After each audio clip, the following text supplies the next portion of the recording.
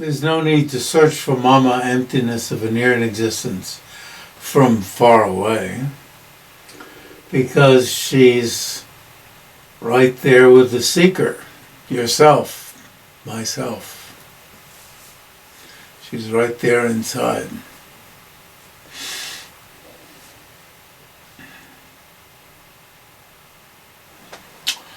So, Jang-kya Röl-pay dor-je himself says, no need to search, for the seeker is it. Well, that's how I chose to translate it, as it. You know, you're searching for something. Then I thought of playing the game of tag.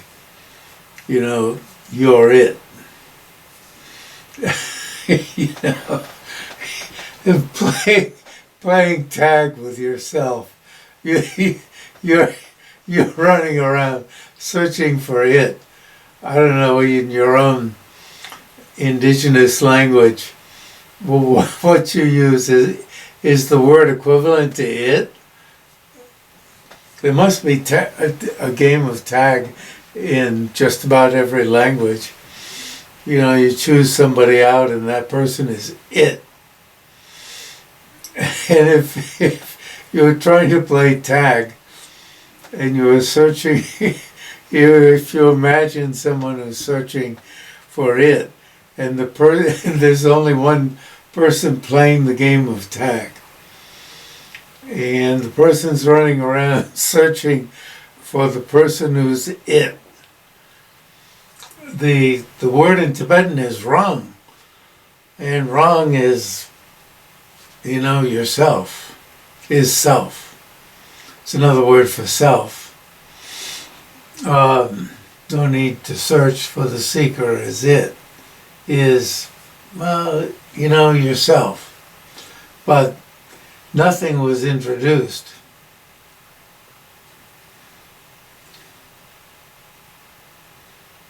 No need to search is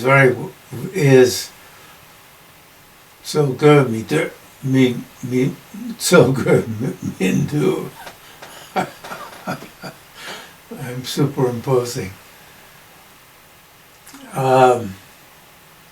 For the seeker, rangyin, really is oneself. And then if is yourself, if you're reading it to yourself, it's yourself.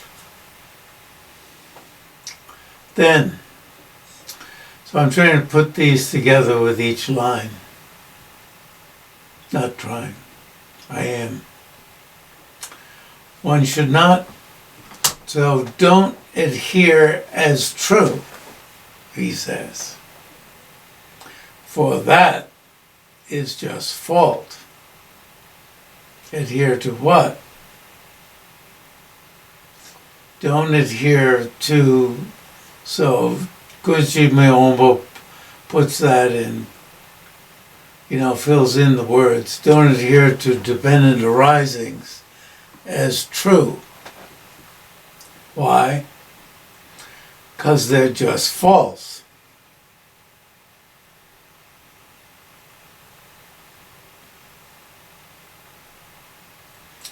And then Kön-chog-jig-me-wang-po says, you know, it's like, why? Why are they false? Because they appear one way and exist another way.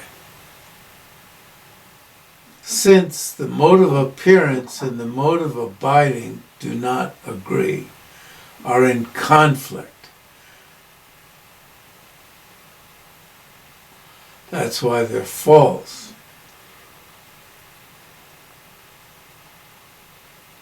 They're not true. True often, you know, is, you comment on it as truly established. They're not truly established. But all he says is true. They're false. True. False. This finally ends, you know, why I'm going so slowly is it finally ends up in something that's quite difficult to comment on. The false also should not be refuted in conventional terms. What? Are you going to refute it ultimately? You know? What is this? This is supposed to be the consequence school. How else can you refute it? If it's the autonomy school, then you'd say, you'd say something like this. You should refute it in conventional terms, but not ultimately. Because things do exist inherently in conventional terms.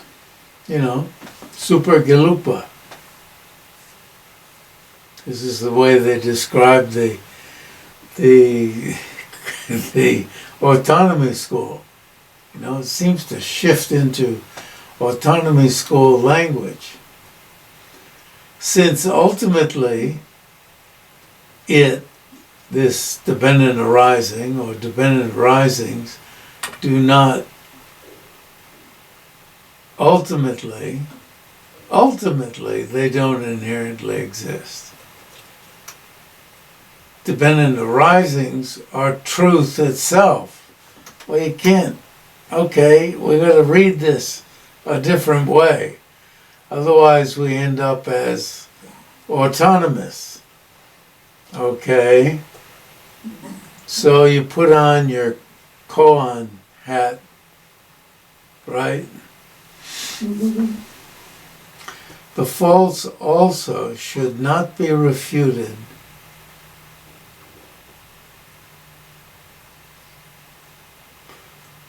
in conventional terms, since ultimately, now false up there was dependent arisings. Dependent arisings, since ultimately dependent arisings do not, dependent arisings are truth itself. Now remember, it's all slippery. So I was wondering, my last reading, dependent arisings are manifestations of the old lady, right? The aged mother herself.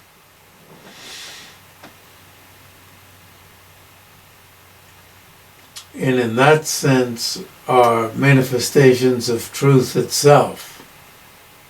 Is that what he's slipping in here? Kimball, you have something? No, I'm not quite buying that reason. Can we come up with another one? Okay. No, you've got to come up with it, because you're not buying it. I want you to come up with it. I want to know why he said that conventional terms are truth itself. Maybe it just means that conventionally their false appearance is as true as it gets. That truth doesn't mean truly existent. Truth means, conventionally existent. Yeah, true and false does exist. Right, there is truth, there is falsity. So let's see what Jang-kya said. The false is not refuted, for that is truth itself. Wow. It's true that it's false.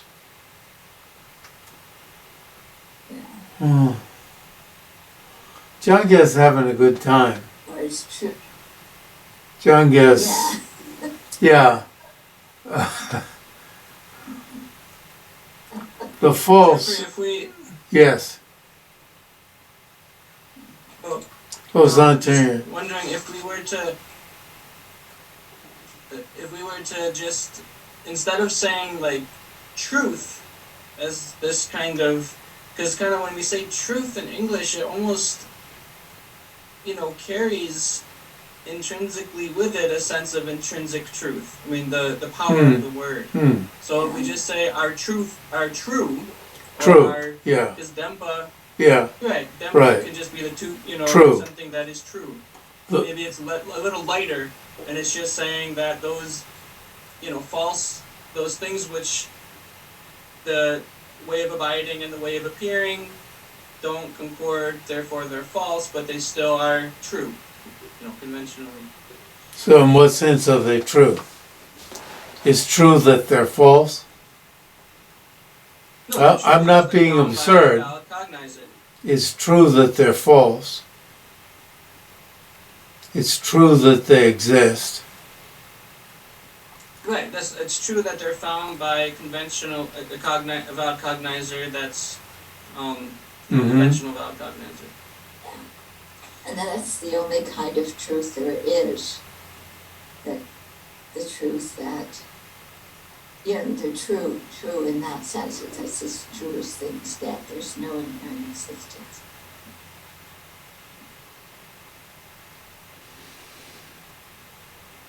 So instead of leading to a crescendo, it's leading to a whimper. That does need the next time in its explanation. Because ultimate truth is true. It exists the way it appears in direct perception. Yeah, no, I'm not. I'm kind of hoping that we have Zumba. He says, falsity for the false is not refuted.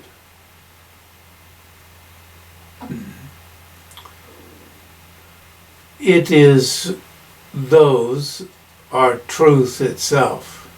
Those are true themselves, to give the double translation so that we can choose one of them. Those are true themselves. He follows it up with okay, and okay is, I think here, it may seem funny, but a technical translation. Permitted, sufficient, permitted, but okay to rest in not annihilated and not permanent. Since ultimately, when you get down to it, maybe ultimately means when you get down to it, at the end, dependent arisings do not inherently exist. And it is truth itself, I would rather say, dependent arisings are manifestations of the agent mother herself. I would rather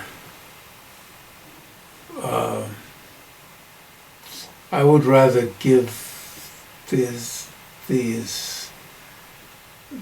line the crescendo reading.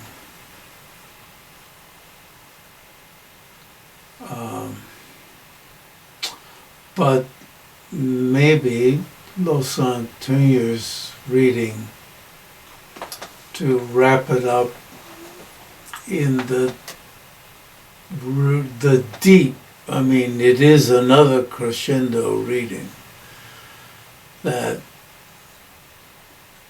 dependent arisings are not lost in limbo, but are certified by conventional valid cognition.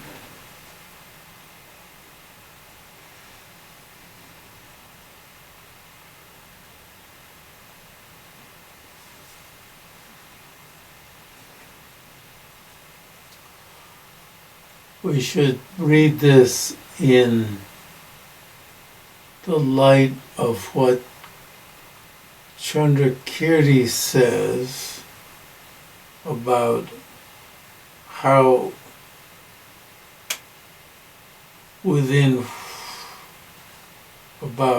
how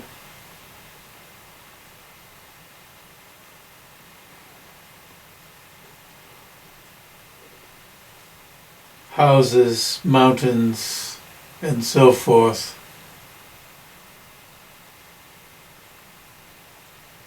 how one should not say that they're just refuted, their inherent existence is just refuted ultimately.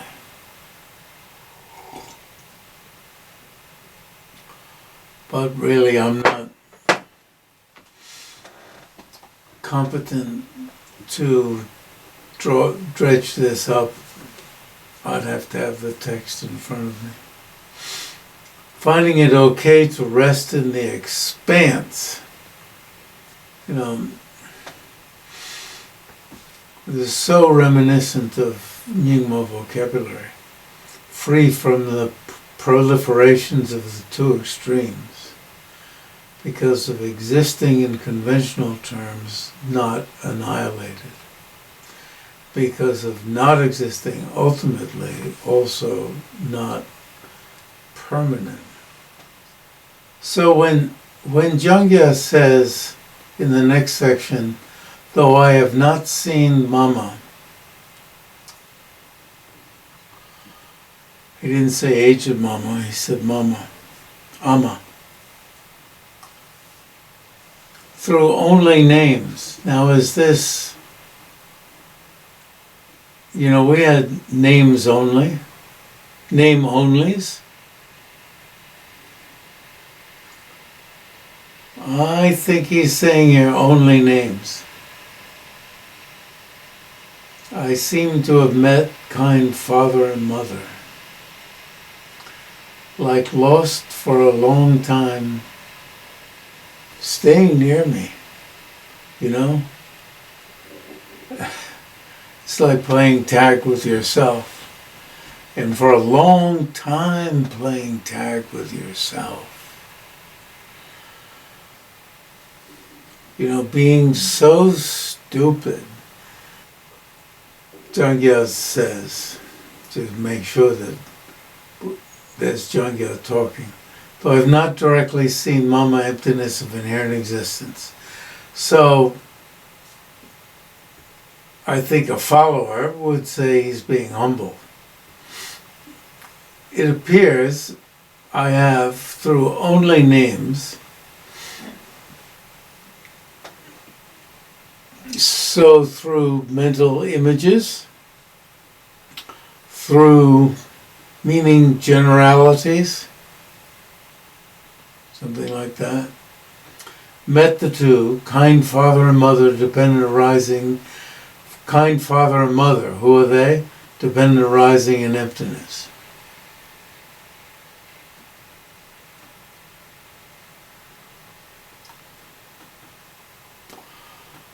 Who've been lost for a long time, as if, or staying near, as if.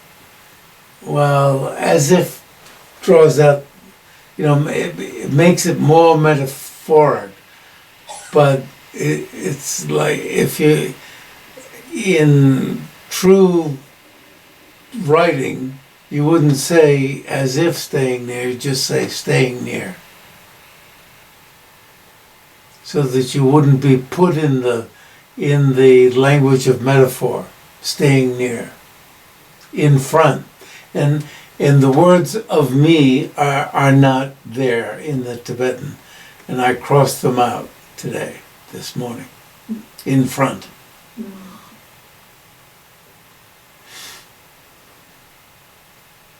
In front.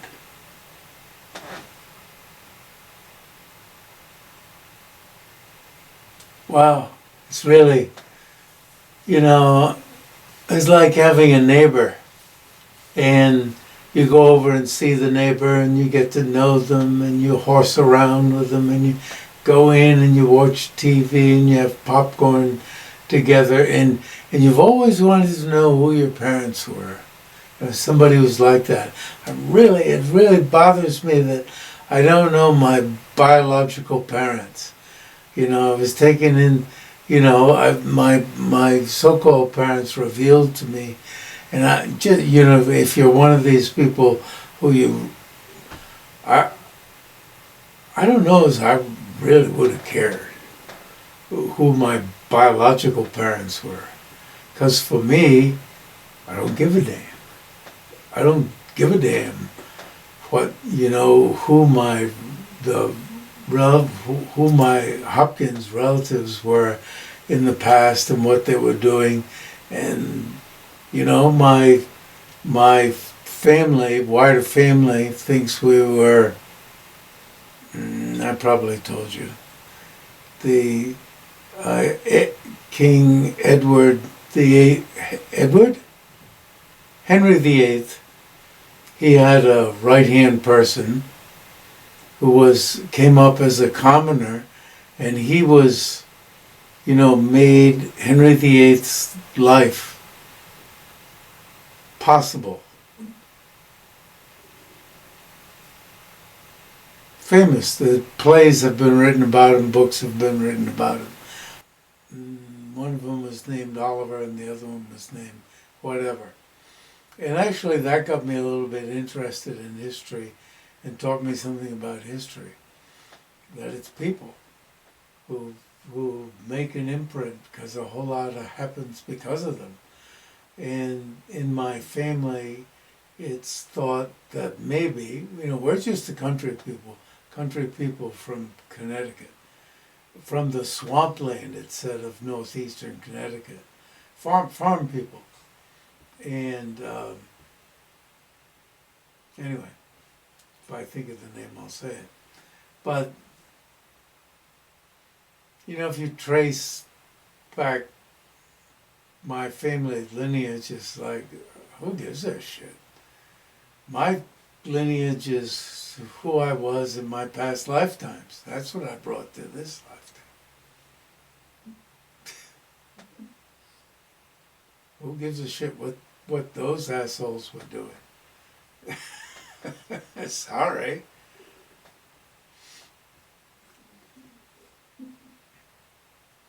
How did I get off on that? Anyway, but if it were a case of that, of somebody who really wanted to know who the biological parents were, and here it was, somebody, I was going over to the neighbor's house, and I was hanging out with them and having a lot of fun with them. And then finally, you realize they're right in front of me all the time, and then you find out, and you're told, and I'm so happy to know that you two that I've loved so much, and I've been with, right in front of me.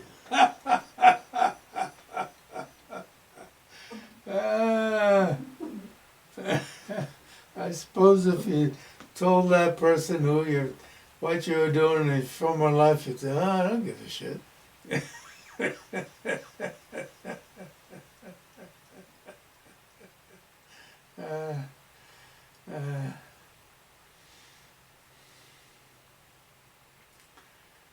Oh, okay. In front. Hence, anyway, we talk about inside, the aged mother's inside.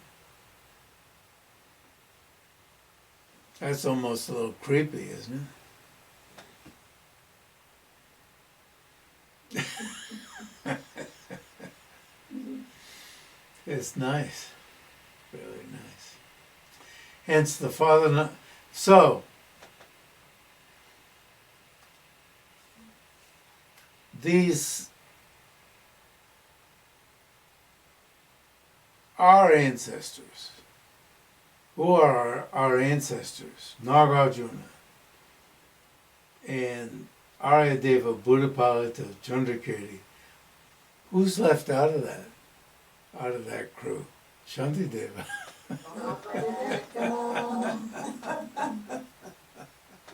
I wonder Lord why. high again. What? Who else? Why Shantideva is the one. Shantideva,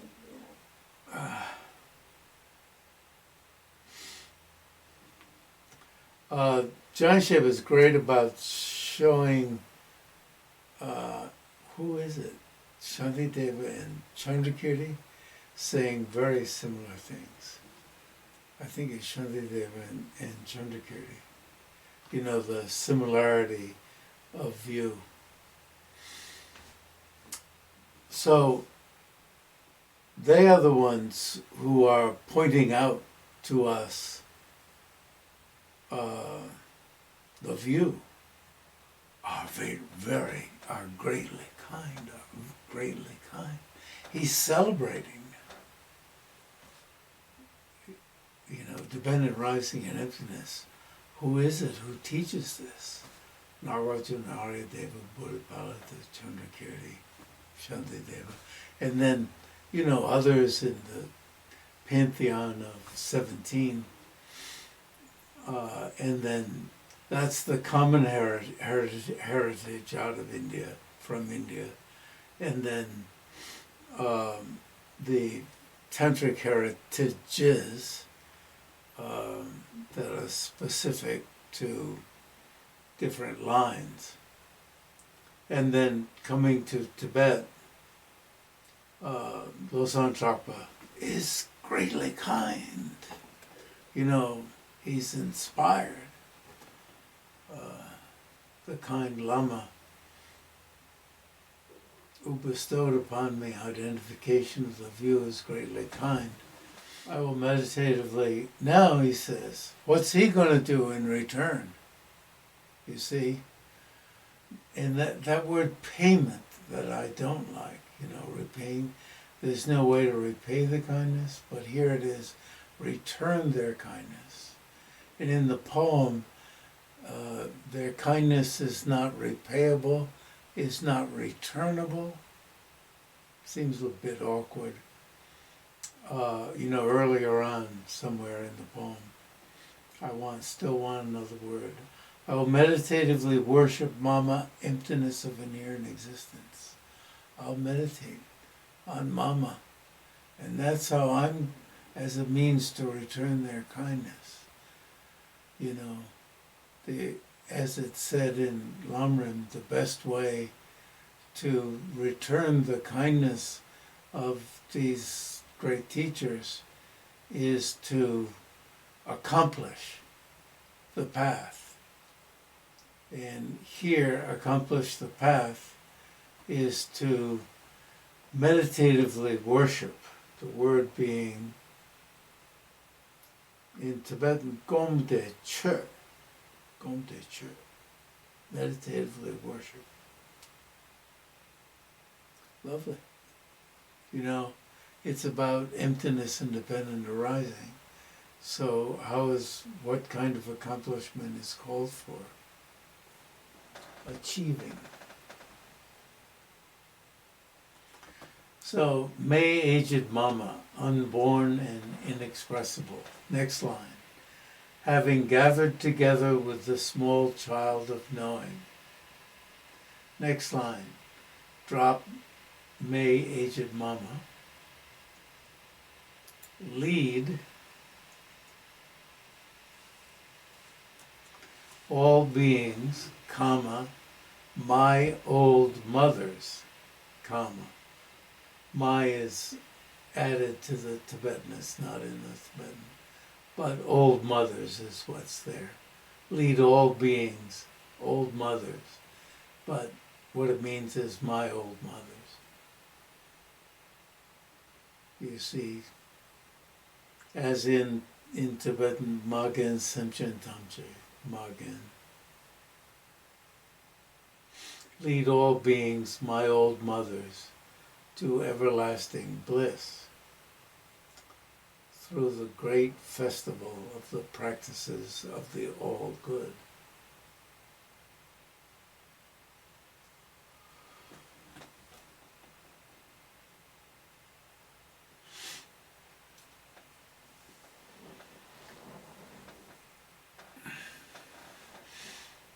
I guess one of the keys to being a translator is you make some egregious mistakes and wait for people to laugh at you.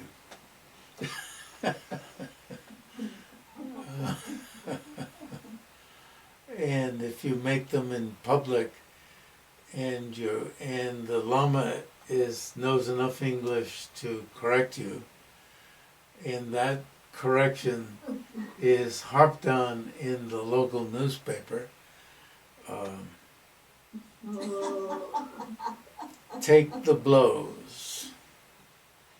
Take the blows with as much joy or pretension of joy as you can muster up. Because that's exactly what a newspaper is looking for.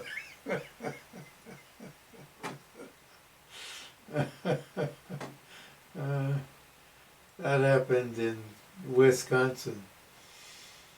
His Holiness was, I think, I'm not sure I can remember it exactly. Maybe that's the kind of suppressed memory. His Holiness was referring to shaven head people by referring to the redheads. You know, Gomar. Go is head, Mar is red.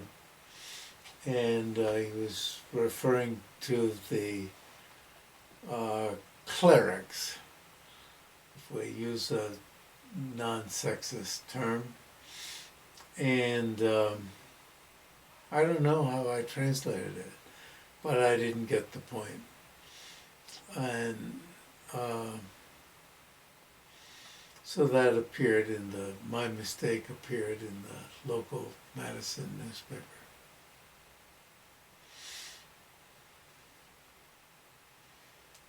Ha ha ha, the translator.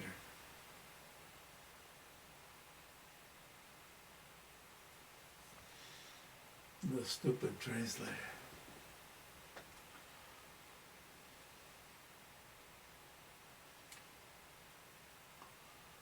You know, if you didn't know, lead all beings my old mothers, you see.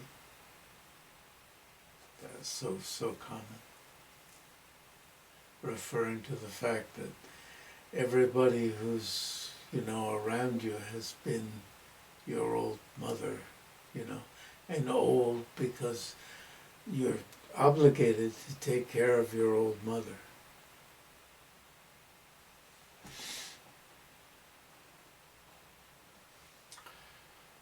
So, that's enough.